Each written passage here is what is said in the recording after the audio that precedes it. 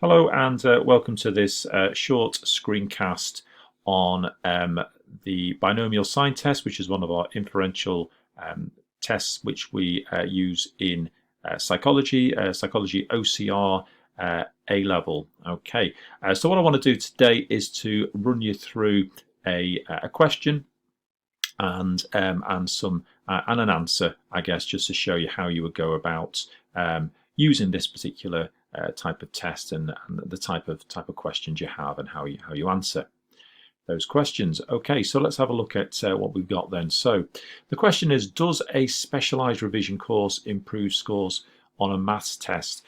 So each participant was tested on their math skills before a specialized revision course and then given a maths test matched in terms of difficulty after the course. Okay, right, so let's think about what we've got here. We've got a specialized revision course which has been put in place as an intervention of some sort, and we're looking to see whether that improves people's maths ability. Okay, seems fair enough, doesn't it? Let's just think back when we would use a binomial sign test. We'd use it when we have nominal data, looking for a difference in results, okay, between one condition and another, and when we have repeated measures, so it's the same participants in each condition of the independent variable. Okay, we've got a couple of tables just to refer your attention to here. This is the table of critical values, which we're going to be referring to a little bit later. And these are our results here. So we've got our results of the maths skills before the intervention, the maths revision intervention, and we've got them afterwards. Okay. Right, let's have a look at the first question then. So the first question asks us to write a one-tailed alternative hypothesis for this study. So if we remember, an alternative hypothesis H1 is the hypothesis which says there's going to be a difference of some sort between the two sets of data, and that difference is going to be statistically significant. And remember, when we're talking about statistical significance, we're talking about at the 0.05 level, 0.05 or less. So in other words, there's only a 5% or less possibility that the results that we get could be down to chance. Okay, we're 95% sure, in other words. Okay, well, let's have a look at the alternative hypothesis then. There will be a significant increase in math skills as measured by a standardized maths test after a specialized revision course. Okay, just think about that. Statistically significant increase. Why have I said increase here? Well, it's because it's asked for a one-tailed alternative hypothesis. If it had been a two-tailed hypothesis, then I would have simply said there will be a statistically significant difference in math skills. Okay, I wouldn't have specified on which direction that would have been, whether it be an increase or a decrease. Okay, in this particular case, I have done though, because it's a one-tailed alternative hypothesis that we're being asked for. Okay, it then asks us to do a null hypothesis. Remember, all scientific investigation starts off with a null hypothesis and an alternative hypothesis, pretty much. And so we always write those, and this is how we do that. So there will be no statistically significant increase in math skills as measured by a standardized maths test after a specialized revision course, and any difference will be due to chance. Okay, so what we're basically saying there is your maths revision course isn't going to make any difference. Okay, any difference you see is just simply going to be down to chance and not due to the fact that you've made this intervention. Okay, right then. So next question then. The next question says, it says to carry out a binomial sign test, which I will do in a moment, but it asks you first of all, what is the value of n? And I've said here n is 12. Why have I said 12? Well, the reason is because the number of participants is what equals n, and if you add these up, you should find that there are 12 of them, 12 data points, 12 participants, n equals 12. Okay. Next question says, what is the value of s? And I've said s equals 2. So let's just work back and work out how I've got that. What I'm going to need to do, I'm going to go into this table. I'm going to be starting to put some pluses and minuses in here, depending on what the change is. So the way I'm going to do this is, if you've got a result which is higher in the after course condition, compared to the before course condition, then I'm going to give it a plus sign. Okay, so in this particular case, okay, put a plus in there. I would do that in that one as well. Let's find ones where it's not that case. Okay, so in this particular case here, 87 goes to 85. Well, that's a change, but it's gone down. Okay, so I'll put that as a minus. Okay, so let's do those then. So that one there, 110 to 120, that's gone up.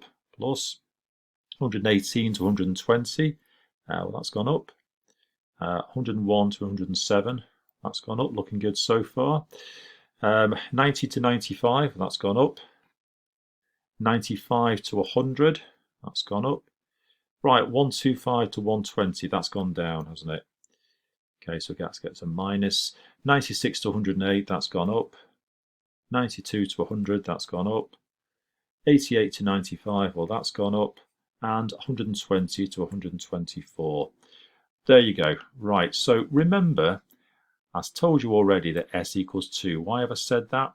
Well, it's the sign that is the least frequently occurring. These are the signs, pluses or minuses. You've got loads of pluses here. I think you've got 10 pluses altogether. You've only got 2 minuses. So what we do is we add up the sign, which is the least frequently occurring sign, which is the minuses, and there's 2 of them. Okay, so therefore S equals 2. You have got your observed value. Okay, what we're going to do with it now? Well, the next question it asks you here is, what is the critical value of S from the critical values table? Right, this is our critical values table, and this is very often where students have a bit of a problem. Okay, but let's just very, very quickly go through it. Nothing to worry about here at all. These are tables of critical values of S. These have been worked out in advance for you. You don't have to work these out. These will be provided in an exam if you have to have a question on this. Okay. First column says level of significance for a one-tailed test, level of significance for a two-tailed test. First question we need to ask ourselves, which one are we going to use? Well, we did a hypothesis which was for a one-tailed test, so it's going to be that one, isn't it? Has to be. Yeah, so that's the one we're going to be using. Okay, go over to one side here. These are your probabilities, 0.05, 0.01, 0.1, 0.02, okay? Well, it's psychology, we go for the 0.05. That's the one we're going to be heading towards, okay? So far already we know which row of here we're going to use and then which column, okay? So we're going to use that one and we're going to use this column here. Yeah, hopefully that makes sense. We've already said that n equals 12, okay? Well, n equals 12 is there, so we just go down from there, where n equals 12, and there we've got it, okay? That's the critical value, S equals 2, which sounds pretty familiar, doesn't it? So the critical value of S from the critical values table is 2. This is important here. The observed value of S must be equal to or less than the critical value to be significant. Just put a pin in that for the minute. Let's just quickly go back to this. Just remember what would have happened if we'd actually got, say, this one here had been 90 and that one had been 90. Remember, that would have then not generated a plus or minus sign, and that particular participant would have been discounted, wouldn't it? Okay, in that particular case, n would have equaled 11. Interestingly enough, we would have still had the same S value. Okay, however, just to remind you of that. Right, let's move down then. Okay, next question says, can you accept the alternative hypothesis? Right, well then, let's just think about this. We've got 2, okay, as our S value. We've got our critical value of 2, and we've said that the observed value, which is S, okay, must be equal to or less than the critical value to be significant. Well, I think it's pretty obvious that 2 and 2 are the same as each other. They're equal to each other, yeah? So can you accept the alternative hypothesis? Yes, you can.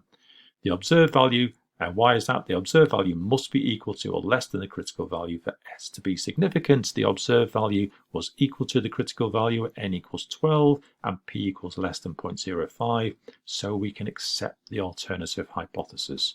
Yeah, hopefully you've followed that.